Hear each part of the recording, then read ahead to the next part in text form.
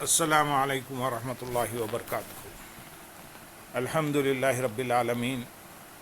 والصلاة والسلام علی سید المرسلین، اما بعد فاعوذ باللہ من الشیطان الرجیم، بسم اللہ الرحمن الرحیم۔ برادران عزیز و معزز خواتین، ہماری آج کی یہ تیسری نشست ہے اور انشاءاللہ المستعان 12 محرم تک ان نشستوں کا تسلسل جاری رہے گا، جس میں شہادت امام حسین رضی اللہ تعالیٰ عنہ کے حقائق و واقعات بیان کیے جائیں گے۔ گورنر مدینہ کے نام یزید کا خط۔ یزید کی تخت نشینی کے بعد اس کے لیے سب سے اہم اور بڑا مسئلہ حضرت عبداللہ بن عمر رضی اللہ تعالیٰ عنہ، حضرت امام حسین رضی اللہ تعالیٰ عنہ اور حضرت عبداللہ بن زبیر رضی اللہ تعالیٰ عنہ کی بیعت کا تھا، کیونکہ ان حضرات نے یزید کی ولی عہدی کو قبول نہیں کیا تھا۔ مزید یہ کہ امت مسلمہ میں یہ ایسی بلند پایہ شخصیتیں تھیں کہ جن سے یزید کو اندیشہ تھا کہ کہیں ان میں سے کوئی خود خلافت کا دعویٰ نہ کر دے۔ چنانچہ یزید کے لیے اپنی حکومت کی بقا اور مضبوطی کے لیے ضروری تھا کہ وہ ان حضرات سے بیعت لے۔ اس لیے تخت نشین ہوتے ہی یزید نے مدینہ کے گورنر ولید بن عقبہ کو امیر معاویہ کی وفات کی خبر بھیجی اور ساتھ ہی یہ حکم نامہ بھی بھیجا، جس کو تاریخ الطبری، تاریخ ابن اسیر، البدایہ و نہایہ میں روایت کیا ہے، بیان کیا گیا کہ یہ حکم نامہ حضرت امام حسین رضی اللہ تعالیٰ عنہ، حضرت عبداللہ بن عمر رضی اللہ تعالیٰ عنہ اور حضرت عبداللہ بن زبیر رضی اللہ تعالیٰ عنہ سے میرے حق میں بیعت لو، اور جب تک وہ میری بیعت نہ کریں انہیں ہرگز مت چھوڑو۔ مدینہ کے حالات حضرت امام حسین رضی اللہ تعالیٰ عنہ کے حق میں ناسازگار ہو گئے، اور آپ نے سوچا کہ ممکن ہے کہ میرے حامیوں اور حکومت کے درمیان ایک مسلح جنگ کی فضا پیدا ہو جائے اور خون خرابے کی نوبت آ جائے، اور میرے نانا کا مدینہ جسے آپ نے حرم قرار دیا تھا، جس حرم کے لیے میرے چچا عثمان نے بھی اپنا خون قبول کر لیا تھا، اپنی موت کو بے کسی اور بے بسی کے عالم میں گوارا کر لیا تھا، لیکن اپنے دفاع میں تلوار اٹھانے کی اجازت نہ دی تھی۔ میں نہیں چاہتا کہ وہ مقدس سرزمین میرے خون سے رنگین ہو جائے۔ اسی اثناء میں حضرت عبداللہ بن زبیر رضی اللہ تعالیٰ عنہ چپکے سے مدینہ چھوڑ کر مکہ مکرمہ چلے گئے۔ باقی 2 صحابہ بھی بیعت کا انکار کر کے ایک طرف ہو گئے، اور امام حسین رضی اللہ تعالیٰ عنہ کے حامیوں میں اور آپ کے غلاموں میں چونکہ جوش تھا، آپ روضہ رسول پر حاضر ہوئے اور گنبد خضرا کو مشتاقانہ حسرت بھری نگاہوں سے دیکھ کر ٹھنڈی سانس لے کر عرض کی، نانا جان، اب آپ کے شہر کے لوگ اور یہاں کے حکمران مجھے آپ کے قدموں میں نہیں رہنے دیتے۔ پھر حضور اقدس صلی اللہ علیہ وسلم سے اجازت لے کر بوجھل دل اور پرنم آنکھوں کے ساتھ اہل و عیال اور اعزاء و اقارب کو ساتھ لے کر مدینہ کے حرمت کے تحفظ کی خاطر شہر مکہ کو ہجرت فرما گئے، اور وہاں پہنچے تو عبداللہ بن زبیر رضی اللہ تعالیٰ عنہ بھی اپنے کئی حامیوں کو تیار کر چکے تھے۔ یزید کو جب عبداللہ بن زبیر رضی اللہ تعالیٰ عنہ کے مکہ پہنچنے کی خبر ہوئی تو اس نے اپنا لشکر بھیجا اور سپہ سالار کو حکم دیا کہ مکے کا محاصرہ کر لیا جائے۔ عبداللہ بن زبیر رضی اللہ تعالیٰ عنہ کو فتح ہوئی، لیکن امام حسین رضی اللہ تعالیٰ عنہ اس معرکے میں حرم کعبہ کے پیش نظر پھر بھی شریک نہ ہوئے، الگ تھلگ رہے۔ اہل کوفہ کی میٹنگ اور دعوت۔ کوفہ شہر کے شیعان علی اور کوفہ اور بصرہ کے باسیوں کو یہ اطلاع ہو چکی تھی کہ امام حسین رضی اللہ تعالیٰ عنہ نے یزید کی بیعت سے انکار کر دیا ہے، اور یہ بھی معلوم تھا کہ عبداللہ بن زبیر رضی اللہ تعالیٰ عنہ، عبد الرحمن بن ابی بکر رضی اللہ تعالیٰ عنہ، عبداللہ بن عمر رضی اللہ تعالیٰ عنہ نے بھی انکار کر دیا ہے۔ انہیں یہ اطلاع بھی ہو چکی تھی کہ مکے کا پہلا معرکہ عبداللہ بن زبیر رضی اللہ تعالیٰ عنہ نے سر کر لیا ہے، اور یزیدی لشکر کو ناکامی کا منہ دیکھنا پڑا ہے۔ اس پر شیعان علی رضی اللہ تعالیٰ عنہ کے کوفے اور بصرہ میں حوصلے بلند ہو گئے۔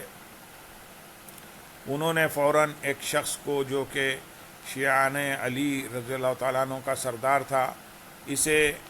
اپنا لیڈر تسلیم کر لیا اور اس کے گھر ایک میٹنگ طلب کی۔ شیعہ مکتب فکر کی ایک معتبر تاریخ کی کتاب جس کا نام جلا العیون ہے، اس میں تفصیل سے یہ واقعات درج ہیں۔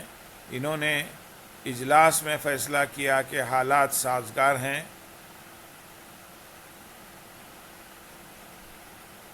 معاویہ کا انتقال ہو چکا ہے، یزید تخت نشین ہوا ہے، بڑے بڑے جلیل القدر لوگوں نے اس کی بیعت سے انکار کر دیا ہے، لوہا گرم ہے، اس موقع سے فائدہ اٹھایا جائے،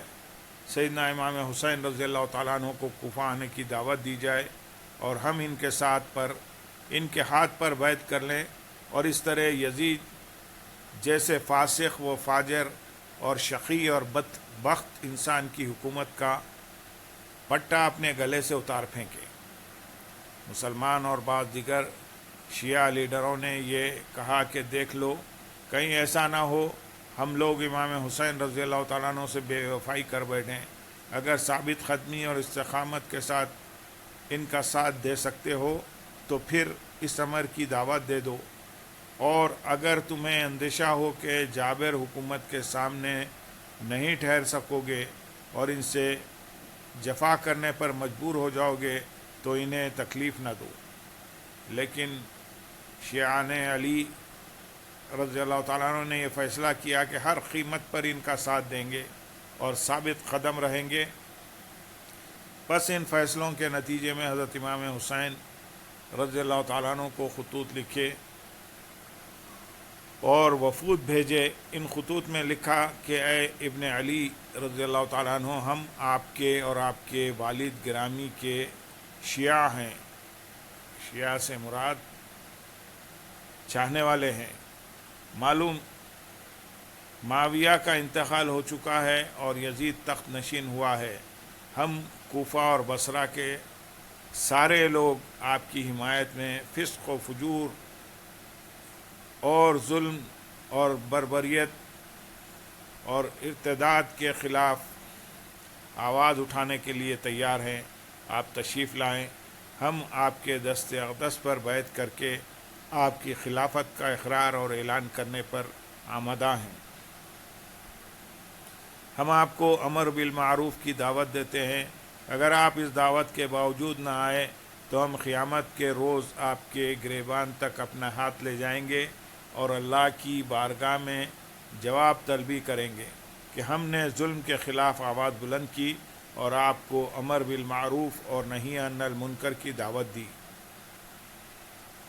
لیکن آپ نے ہماری دعوت پر کوئی اقدام نہیں کیا تھا۔ کوفہ جانے کے لیے امام پاک کا فیصلہ۔ جب امام حسین رضی اللہ تعالیٰ عنہ کے پاس یہ خط پہنچے تو آپ کی ہمت اور غیرت دینی جوش میں آ گئی اور آپ نے امر بالمعروف اور نہی عن المنکر کے لیے علم میں جہاد بلند کرنا اپنا فرض سمجھ لیا۔ اس پر حضرت عبداللہ بن عباس رضی اللہ تعالیٰ عنہ اور آپ کے دیگر اعزاء و اقارب اور کئی جلیل القدر صحابہ اور تابعین نے آپ کی خدمت میں درخواست کی کہ حضرت آپ کوفہ تشریف نہ لے جائیں، کوفے کے لوگ بے وفا ہیں، جفاکار ہیں، انہوں نے آپ کے ابا حضور سے بے وفائی کی تھی،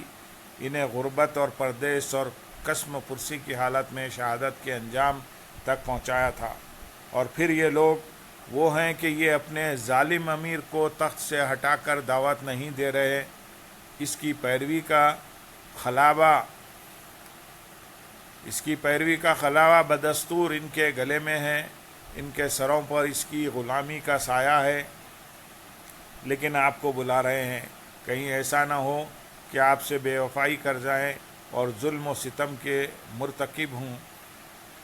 حضرت امام حسین رضی اللہ تعالیٰ عنہ نے یہ سب کچھ سنا، لیکن فرمایا کہ اب مجھ پر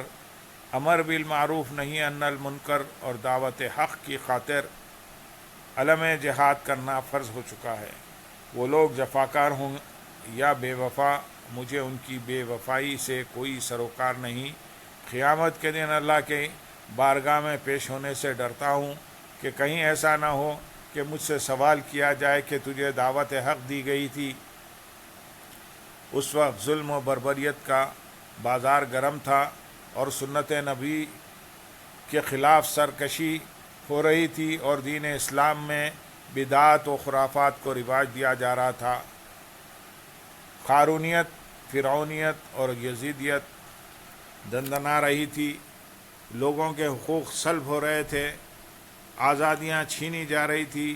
اسلامی شعار کا مذاق اڑایا جا رہا تھا، اسلام کی حکومت اور اسلام کے قانون کی تضحیق ہو رہی تھی۔ اور حسین رضی اللہ تعالیٰ عنہ اس وقت تو نے اس بغاوت کے خلاف جہاد کا علم کیوں بلند نہ کیا؟ اس وقت میں کیا جواب دوں گا؟ البتہ یہ مناسب ہے کہ جانے سے پہلے اپنے چچا زاد مسلم بن عقیل رضی اللہ تعالیٰ عنہ کو حالات کا جائزہ لینے بھیجتا ہوں۔ انہوں نے وہاں سے جو رپورٹ بھیجی پھر اس کے مطابق عمل کروں گا۔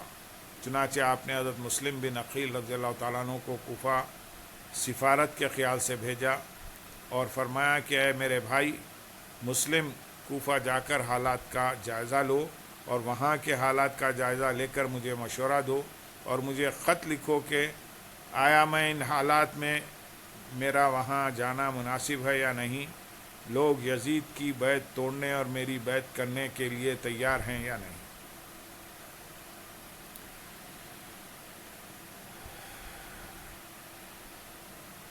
یہ ایک